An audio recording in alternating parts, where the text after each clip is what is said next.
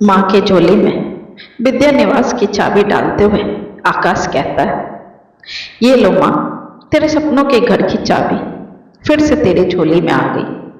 अब तो खुश है ना माँ? चाबी को हाथों में उठाकर अपने मस्तक में लगाकर विद्या जी बेहद भावुक हो जाती है और आंखों से खुशियों के आंसू छलक पड़ते हैं। विद्या जी को भावुक देखकर पास में व्हील चेयर पर बैठे विद्या जी के पति कैलाश जी अपनी पत्नी के बिल्कुल पास जाते हैं और प्यार से माथा पर हाथ रखते हुए कहते हैं, क्या आप भी विद्या जी, इतनी खुशी के मौके पर भी आपकी आंखों में आंसू? देखिए तो हमारे सपनों का घर फिर से हमारे दामन में आ गया है।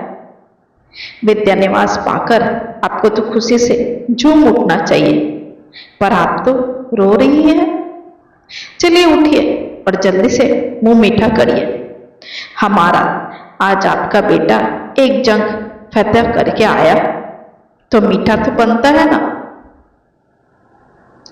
रुआ से पर खुशी की आवाज में विद्या जी उठकर खड़ी होती है और कहती है, जी अभी लाई।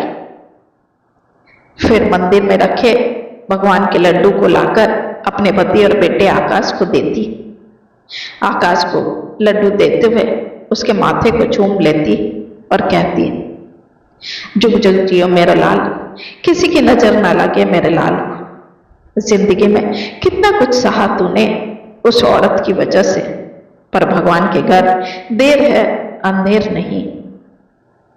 भगवान सब देखता है और बुरे कर्मों की सजा भी इसी जन्म में देता है। आज मुझे यह विश्वास हो गया है। आकाश माँ का हाथ पकड़ते हुए कहता है, वादा कर माँ, आज के बाद इस घर में उस औरत का नाम कभी नहीं लिया जाएगा। उस बीते हुए कल को एक बुरा ख्वाब समझकर भूल जा। भगवान ने हमें फिर से एक मौका दिया है अपने सपनों के घर को फिर से सजाने संवारने का। इसलिए उस अतीत को भूलकर हमें अपनी जिंदगी में आगे बढ़ना है। फिर मुस्कुराते हुए कहता है, अब जल्दी से अपना सामान बांधना शुरू कर दो माँ, हम अच्छा मुहूर्त देखकर अपने घर में वापस जाएंगे। और ऐसा कहकर आकाश अपने कमरे में चला जाता है। आकाश के जाते ही विद्या जी और आकाश जी 5 साल पहले हुए अपनी गलती को याद करने लगते हैं, जिसकी सजा उन्हें आज तक भुगतनी पड़ रही थी। 5 साल पहले की बात है। आकाश विद्या जी और कैलाश जी का इकलौता वारिस था। कैलाश जी पेशे से आर्किटेक्ट थे, साथ में पुश्तैनी पैसा अथाह था।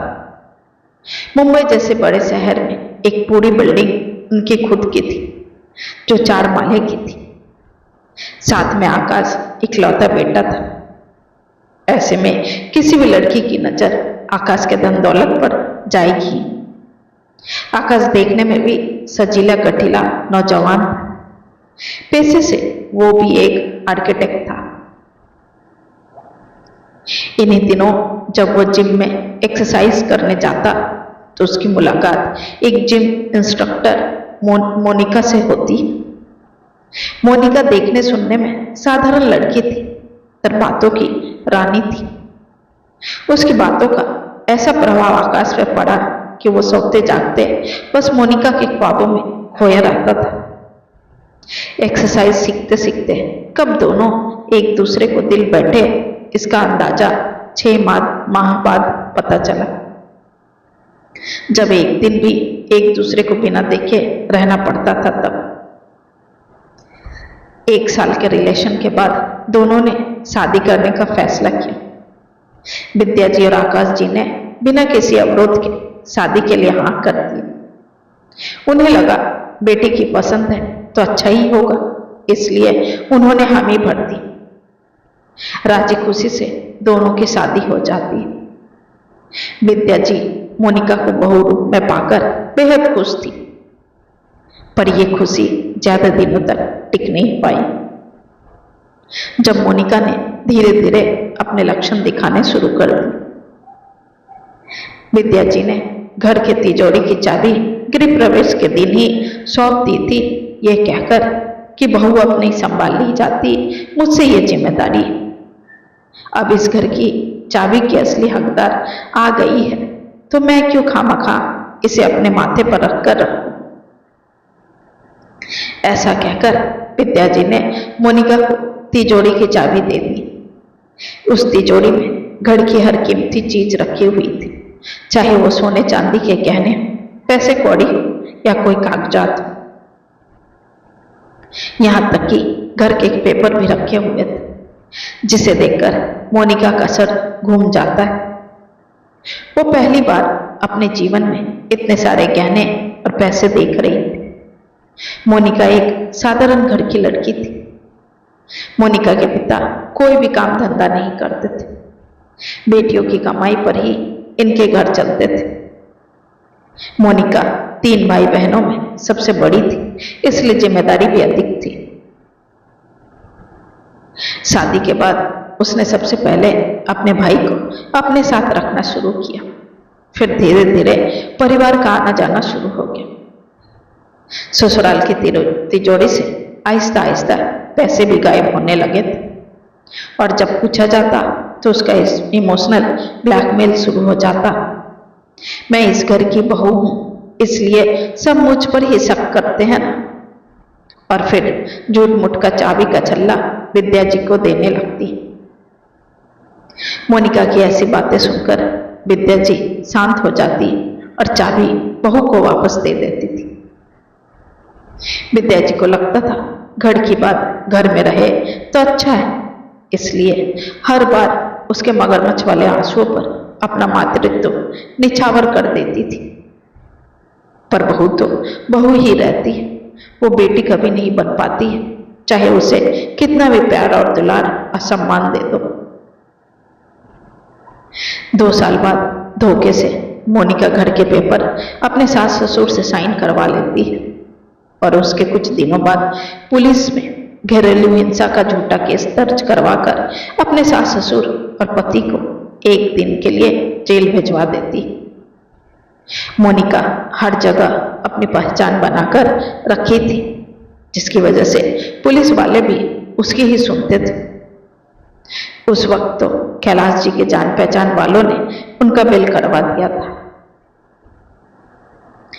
जब वे लोग पुलिस स्टेशन से घर वापस आए थे, मोनिका और उसका परिवार घर पर कब्जा कर चुके थे और उन्हें वहीं दरवाजे से वापस आना पड़ा।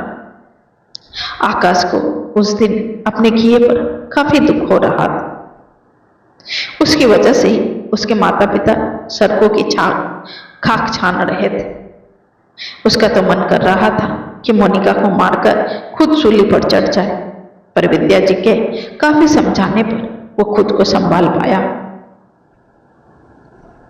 वहां से निकलकर कैलाश जी ने अपने रिश्तेदार के यहाँ कुछ दिन शरण लिया। फिर आकाश ने किराए पर घर ले लिया। इस बीच काफी टेंशन की वजह से कैलाश जी को पैरालाइज का अटैक आ गया। अटैक इतना खतरनाक था कि कैलाश जी को 15 दिन अस्पताल में डॉक्टर के ऑब्जर्वेशन में रखा गया। इधर उधर से मांग कर उनका इलाज करवाया, क्योंकि सारे बैंक से पैसे मोनिका निकाल चुकी थी और इन लोगों के पास कुछ भी पैसे नहीं बचे थे। मोनिका के आने के बाद सारे लेन देन खर्चे का काम वही देखती थी, इसलिए उसने बड़ी चालाकी से सारा पैसा निकालकर अपने अकाउंट में जमा कर लिया।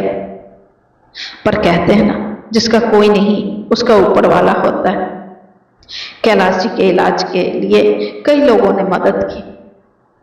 15 दिन के कठिन समय के बाद कैलाश जी घर आ जाते हैं। उसके बाद आकाश कोर्ट में तलाक की अर्जी दाखिल करता है। काफी बार कोर्ट के चक्कर काटने के बाद आखिरकार पूरे 5 सालों बाद आकाश उस कैद से आजाद हो पाता है। आज खुश है वो अपनी जीत पर, फिर से अपने माता पिता का सम्मान लौटाकर और एक ऐसे रिश्ते से आजाद होकर जो पैर की बेड़िया बनकर उसे तकलीफ दे रही थी। भगवान ऐसी पत्नी, ऐसी बहू किसी को भी ना दे। जिसने घर का सुख चैन के साथ साथ मानसिक सुख भी छीन लिया हो। प्रिय दोस्तों, बदकिस्मत होते हैं कुछ माँ बाप जिनके घर ऐसी लड़की बहू बनकर आती है जो शुरू शुरू में मीठा व्यवहार करती है, पर वक्त के साथ अपने असली किरदार में आकर सबको पानी पिलाते हैं। इसलिए बेटे की शादी करने से पहले लड़की के परिवार की अच्छी तरह छानबीन कर ले और लड़की को भी अच्छे से समझ बूझ ले, तभी शादी करें। आपको मेरी कहानी कैसी लगी जरूर बताएं और पसंद आए तो लाइक, शेयर और कमेंट करें। अगर आपको मेरी कहानियां पसंद आ रही है तो मेरे चैनल को सब्सक्राइब जरूर करें ताकि आपको नई नई कहानियां सुनने को मिले। साथ ही बेल आइकन जरूर दबाएं जिससे आपको नई नई कहानियों की जानकारी मिल सके। अगर आप कोई सुझाव देना चाहते हैं तो बेझिझक लिख भेजिए, हम जरूर उस पर काम करेंगे। साथ ही आप कुछ और कहानियां सुनना चाहते हैं तो मुझे उस टॉपिक के बारे में जरूर बताएं ताकि मैं वैसी ही कहानियां आपके सामने प्रस्तुत करूं। धन्यवाद।